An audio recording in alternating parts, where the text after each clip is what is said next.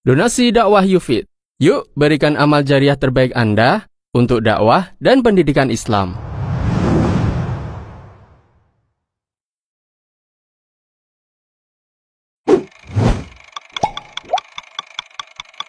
Kata Allah, wa dhanna annahu al-firaq, sementara dia yakin dia akan meninggalkan dunia ini. Al-firaq artinya dia akan meninggalkan dunia. Sudah, ini kondisi di sakaratul maut. Wa dhanna annahu al-firaq, maka tatkala dia akan meninggal dunia, terbuka pandangannya melihat macam-macam. Dia akan melihat malaikat, dia akan melihat ini, melihat anu. Wa dhanna annahu al-firaq, dan dia yakin dia akan meninggalkan dunia ini. Waltafatis saqu bis-saq, maka bergabunglah betis dengan betis. Betis dalam bahasa Arab bisa artinya betis asli, bisa artinya sak, itu adalah ungkapan bahasa Arab untuk menunjukkan kedahsyatan kesulitan.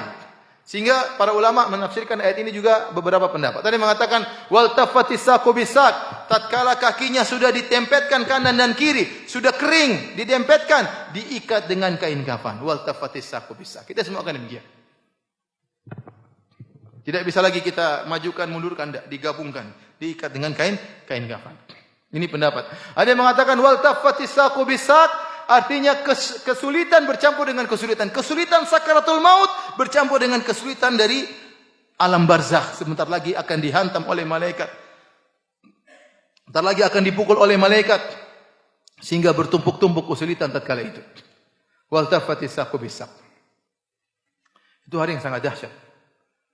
Orang yang akan meninggal dunia sementara dia dalam kondisi kafir, dia akan merasakan kesulitan yang amat sangat. Kata Allah, ila rabbika yauma idzinil masaq, maka kepada Rabbmu lah pada hari tersebut engkau akan dibawa. Sudah selesai.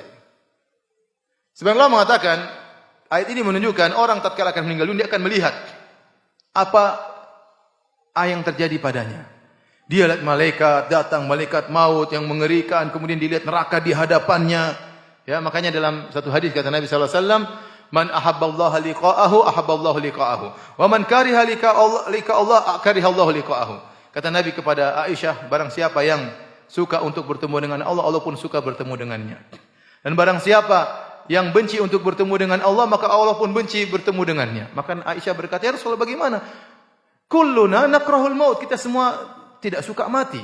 Kata Rasulullah, bukan begitu wahai Aisyah. Maksudnya seorang akan meninggal dunia, kalau seorang mukmin akan meninggal dunia, busyira, maka diberi kabar gembira tentang kebahagiaannya, tentang surganya, maka dia ingin segera meninggal dunia supaya bertemu dengan Allah Subhanahu wa taala. Adapun orang kafir, pelaku maksiat, maka tatkala akan meninggal dunia akan dilihatkan bagaimana azab yang akan dia rasakan, hukuman yang akan dia rasakan, maka dia benci untuk mati, semakin tersiksa. Itulah maksud dari hadis ini. Sehingga dijadikan oleh para ulama firman Allah, ila rabbika yauma idzinil masaq, maka pada hari tersebut dia akan dibawa sesuai dengan aturan Allah. Sebelum dia meninggal dia sudah melihat berbagai macam kondisi yang buat dia ketakutan.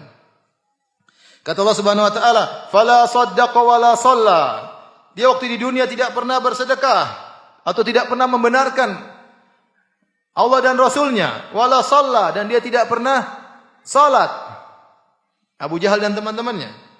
Walakin kadzdzaba wa tawalla, akan tapi dia mendustakan dan berpaling. Tsumma dhahaba ila ahli yatamatta, ini sikapnya di dunia. Inilah kalau dia meninggal begini, di dunia kayak apa dulu? Dunia dulu tidak pernah membenarkan. Selalu mendustakan, berpaling, dibacakan ayat Allah berpaling, tidak pernah mau salat, tidak pernah mau sujud, sombong angkuh. Tsumma dhahaba ila ahli yatamatta, kemudian dia berjalan menuju keluarganya dalam kondisi yatamatta, sombong dan angkuh. Sudah tidak salat, tidak beriman, mendustakan agama, berpaling, sombong lagi. Aula laka fa aula, celakalah bagimu. Ini ungkapan aula artinya celaka. Celaka kepada engkau. Summa aula laka fa aula, celaka bagi engkau, celaka bagi engkau. Allah ulangi aula 4 kali. Celaka, celaka, celaka, celaka. Karena disebutkan sebelumnya juga 4 kesalahannya, yaitu fala saddaqa wala shalla walakin kadzdzaba wa tawalla. 4 perkara. Maka Allah mengatakan celaka, celaka, celaka, celaka. Dan Allah kalau sudah menghukum, menyiksa, detail. Setiap dosa ada hukumannya. Detail, tidak ada yang tidak detail. Di akhirat semuanya apa? Detail. Ente melakukan kebajikan, detail juga Allah akan balas. La tahqiranna minal ma'rufi syai'an walau an talqa akhaka biwajhin talib. Jangan kau remehkan kebajikan sedikit pun, meskipun hanya tersenyum waktu bertemu dengan teman. Itu senyum itu akan ada balasannya. Demikian juga maksiat, detail Allah balas. Makanya kata Allah, "Faman ya'mal mithqala dzarratin khairan yarah." Barang siapa melakukan kebajikan sebesar zarah pun dia akan lihat hasilnya. "Wa may ya'mal mithqala dzarratin syarran yarah." Barang siapa melakukan keburukan sedikit pun dia akan melihat hasilnya. Tatkala Abu Jahal fala saddaqa wala shalla walakin kadzdzaba wa tawalla. 4 perkara dilakukan. Dia tidak membenarkan, dia tidak salat, dia mendustakan, dia berpaling. Kata Allah, "Aula laka fa aula, thumma aula laka fa aula." Celaka engkau, celaka engkau, celaka engkau, celaka engkau.